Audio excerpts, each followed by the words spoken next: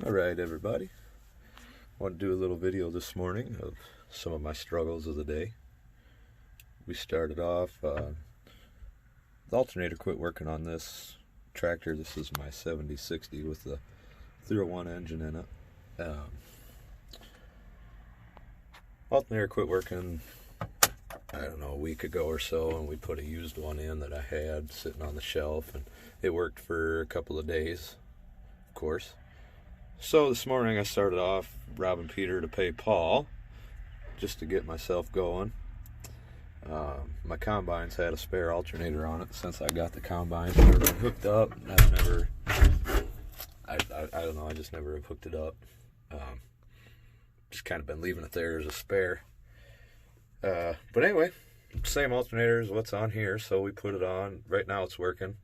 I cleaned it up, took it apart. It hasn't been turned in a while. Everything spun good and cleaned up really good, so I'm happy with it. It's working so far, so we'll see. Then we sprung a leak down here. You can see all of my oil dry here. I got it cleaned up pretty good. Took the panel off. Thought that it was just going to be a hose. Pretty common thing on these, especially with the tilt. They get older and you use the tilt a lot. The hoses just crack, whatever. But it turned out it was the actual steering cylinder in there, whatever you want to call it, actuator. I don't know if you could see it on the video there, but anyway, we got a slow leak. I don't have a day to sit around. I'm in the process of transitioning from my conventional corn, non-GMO conventional, into my organic. Got a truck coming tomorrow afternoon.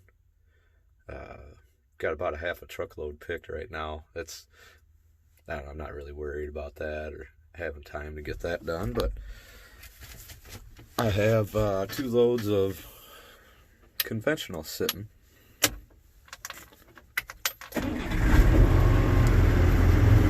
That I would love to get in, and that's what we're after today. We filled up, got all of my fluids topped off, and it's, as you can see, it's not leaking very much. There's hardly anything in there. So we're gonna haul this to the grain.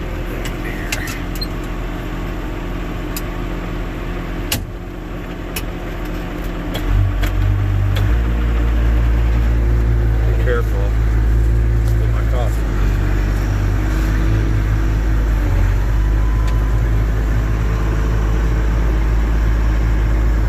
A couple other things I want to talk about. I've got a GoPro ordered, and it's coming. One of the first videos I'm going to do with that. Oh, excuse me.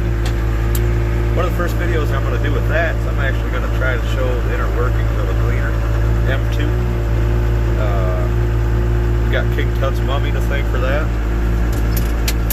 He said he wanted to see the inner workings of it. I said, you know what, I can do that. So I'm in the process. I'm going to strap that GoPro inside of the machine. I might end up having to put some lights in there. I don't know. We'll see how it all works out. I think that'll be kind of a cool video. Thanks to King Tut's mummy for suggesting that. Look at that, spilling coffee, spilling coffee. The guy that works for me, helps me around the farm a lot. He took and he turned this engine up a little bit. We just decided it wasn't blowing any coal at all when it was getting to working. And I've been around quite a few 301s in my day, and they just seem to lug a lot better than this thing did.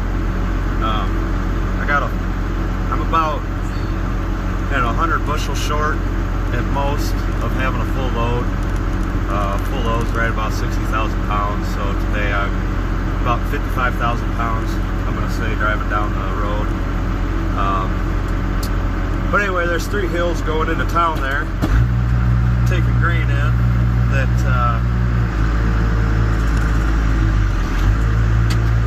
basically we were down in first high, 7th gear, whatever you want to call it, getting up them hills.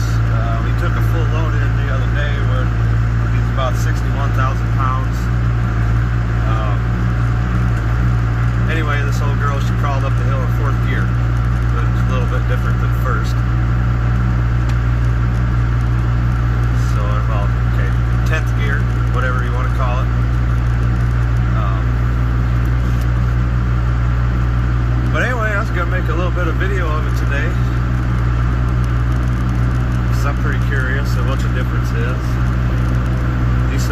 night and day. It's a brand new tractor.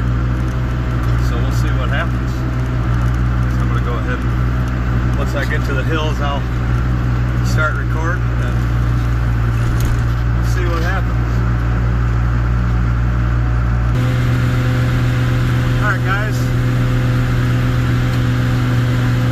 so far I'm sold on him turning that up a little bit. I can just hear it in the engine. It's lugging less. Seems like it's working less on the power shifts because of the lag that was there before. You know, it just seemed like it just wasn't quite right. I could just feel it shifting into gears. The engine power was there, and it was just keeping that RPM a little bit better on them shifts. Right now, this whole section that I've been on is flat, and I just, so far, I'm pretty sold on turning it up. We should have done this a while ago. Then, like I said, we're going to get into this hill, and I'll start recording some more.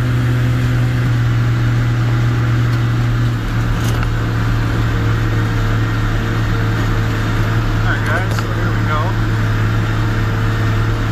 I don't know why my camera won't focus.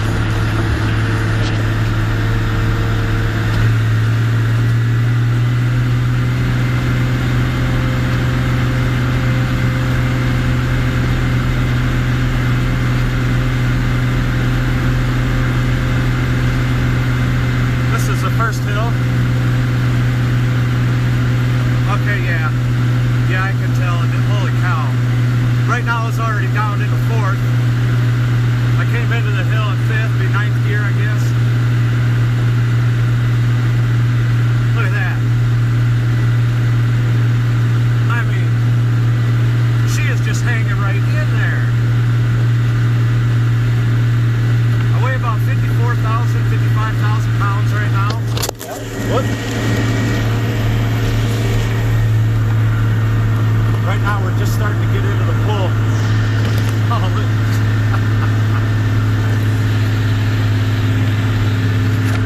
It's starting to drag down a little bit. This right here, this is where I'd be down into be 7th gear. So we're going down into 4th. Look at that.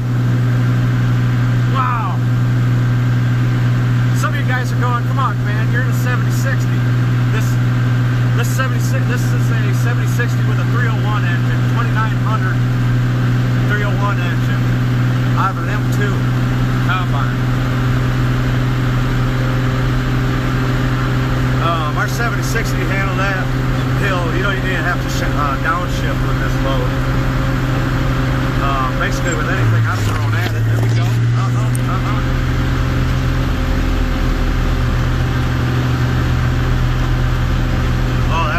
That was nice. So that's what a few turns of the torque screw would do for you. Gosh.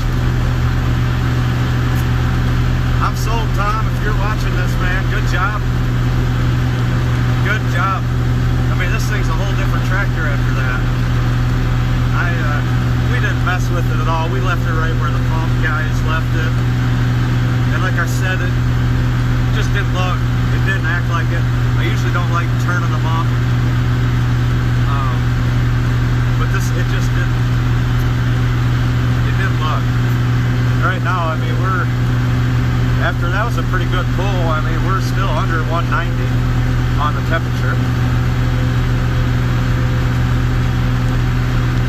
I mean, that was a pretty darn good pull.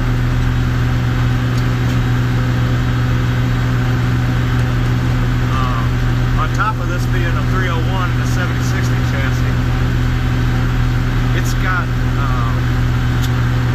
3,000 pounds of wheel weights, inner wheel weights. We took 2,000 pounds off of it. So I mean, this thing gets a workout. Here we go again. Going into her 5th. I'd be downshifted already. I'd be at least in high 3rd right now. I'm still at 5th. We're about to go down to 4. There she goes right about now. Yep. Right back, hangs in there.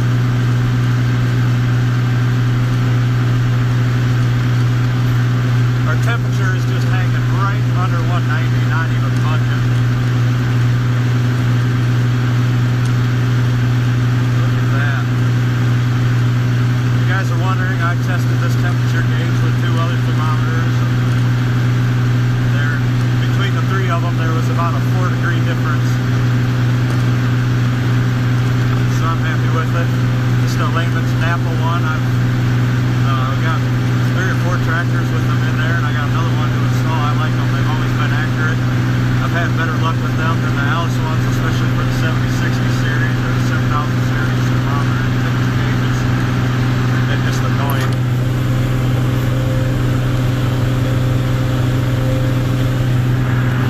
Yes, the factory one is still hooked up.